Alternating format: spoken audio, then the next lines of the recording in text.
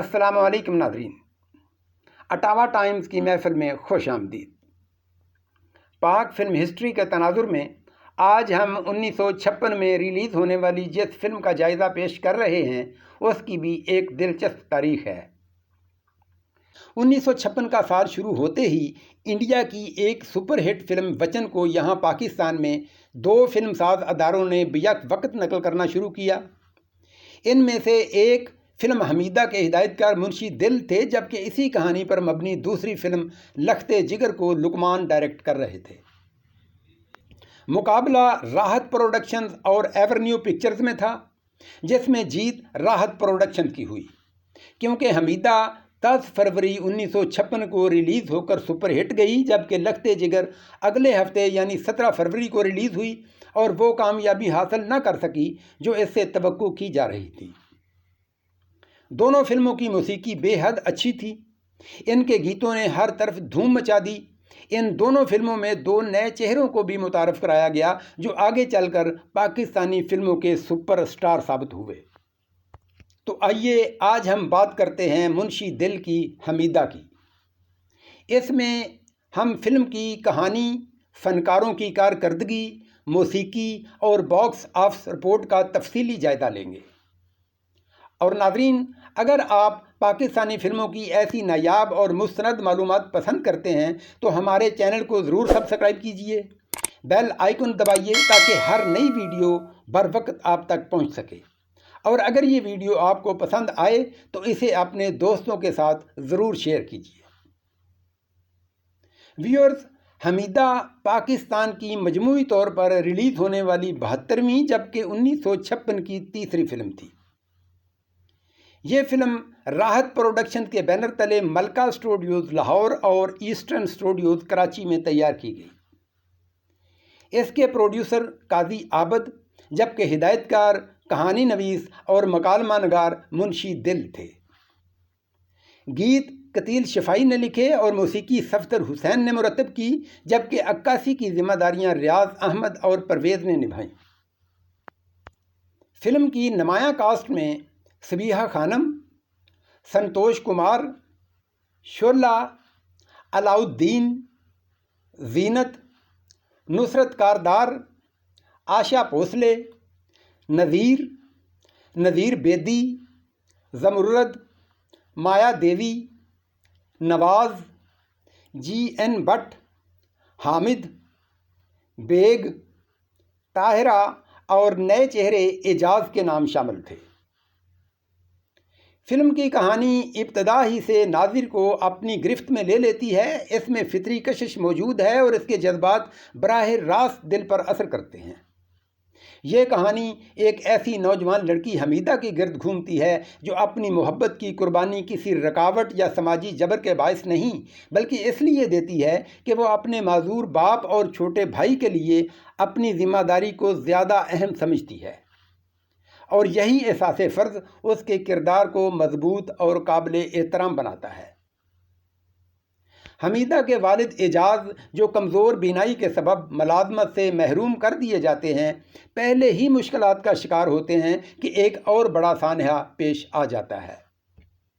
ان کا بیٹا جو BA کا امتحان دے چکا ہے اور اسے رزلٹ کے بعد ملازمت کی بھی آفر ہو چکی ہوتی ہے کہ عین اسی روز ایک ٹریفک حادثہ میں اپنی جان سے ہاتھ دھو بیٹھتا ہے جس دن اس کا رزلٹ آتا ہے۔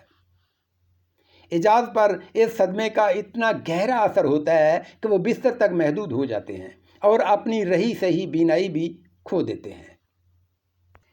حمیدہ کی منگنی متین سے ہو چکی ہوتی ہے، لیکن وہ اپنے بیمار والد اور چھوٹے بھائی حنیف کی ذمہ داری کے باعث شادی کو مؤخر کر دیتی ہے۔ متین ابتدا میں تو مان جاتا ہے، لیکن بعد میں اپنی ماں جو افیون کے عادی ایک رشتہ دار شیخ جی کے زیر اثر ہوتی ہے کہ دباؤ میں آ کر کسی دوسری لڑکی سے شادی رچا لیتا ہے۔ حمیدہ متین سے کہتی ہے کہ وہ اسے بھلا کر اپنی بیوی سے محبت کرے، مگر متین ایسا نہیں کر پاتا۔ اس کی بدگمان بیوی مسلسل گھریلو کشیدگی اور بدقسمتی کا سبب بنتی ہے اور یہاں تک کہ وہ دوسرے شہر منتقل ہو جاتے ہیں۔ دوسری جانب حمیدہ کئی برس محنت کر کے اپنے بھائی کو تعلیم دلواتی ہے۔ جب اسے جاب ملتی ہے تو حمیدہ اس کے کہنے پر ملازمت چھوڑ دیتی ہے اور شیخ جی کی بھانجی سے حنیف کی شادی بھی کر دی جاتی ہے۔ ادھر شیخ جی کو جب متین کے گھر سے نکال دیا جاتا ہے تو وہ حنیف کے گھر آ کر رہنے لگتا ہے۔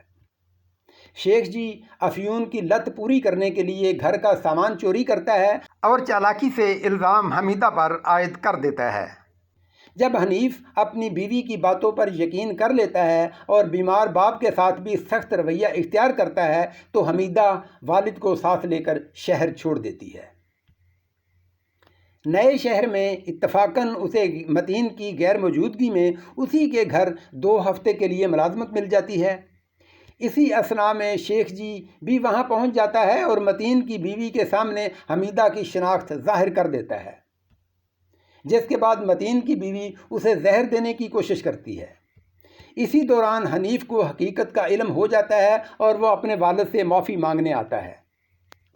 جب حمیدہ متین کے گھر سے روانہ ہو رہی ہوتی ہے تو اس کی ملاقات متین سے ہوتی ہے، جو سفر سے واپس آیا ہوتا ہے۔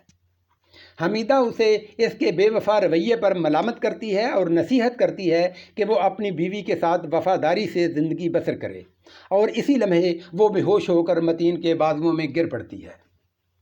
اس طرح پیدا ہونے والی افراتفری میں متین کی بیوی سیڑھیوں سے گر کر زخمی ہوتی ہے اور جان سے ہاتھ دھو بیٹھتی ہے، اور یوں اس کی وفات کے بعد حمیدہ اور متین اپنے پرانے عہد کو پورا کرنے کے لیے آزاد ہو جاتے ہیں۔ اس فلم کی کہانی فلم بینوں کو اس قدر رنجیدہ کرتی ہے کہ حمیدہ اور اس کے باپ کے دکھ دیکھ کر ہر آنکھ اشکبار ہو جاتی ہے۔ خاص طور پر خواتین تو اس سے خاصا زیادہ اثر لیتی ہیں۔ فلم کے منظرنامے میں بھارتی فلم وچن کے لیے پنڈت موکھرام کی لکھی ہوئی کہانی سے واضح مماثلت پائی جاتی ہے۔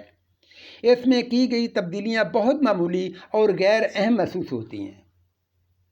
ہدایت کاری کے اعتبار سے فلم مجموعی طور پر خاصی دلچسپ ہے۔ اداکاری کے میدان میں نذیر کی کارکردگی سب سے نمایاں رہی۔ ایک غمزدہ نابینا باپ کے کردار میں ان کی اداکاری حقیقت کے کئی مؤثر لمحات پیش کرتی ہے۔ علاؤالدین نے افیون کے عادی شیخ جی کے کردار میں اپنے فن کی خوب جھلک دکھائی۔ سمیحہ خانم نے حمیدہ کے کردار کو سنبھلے ہوئے انداز میں پیش کیا اور سنتوش نے بھی اپنے مختصر کردار کو اعتماد کے ساتھ نبھایا، جبکہ نئے اداکار اعجاز نے بھی حمیدہ کے چھوٹے بھائی حنیف کے کردار میں بہت شاندار پرفارمنس کا مظاہرہ کیا۔ فلم کے تکنیکی پہلو اوسط درجے کے ہیں۔ سمیحہ خانم کے چھت پر گانے والے منظر میں کیمرے اور اداکارہ کے درمیان مسجد جیسی عمارت کا دکھائی دینا کچھ عجیب سا محسوس ہوتا ہے۔ گانوں کی موسیقی اچھی تھی اور بعض دھنیں تو خاصی خوشگوار ہیں۔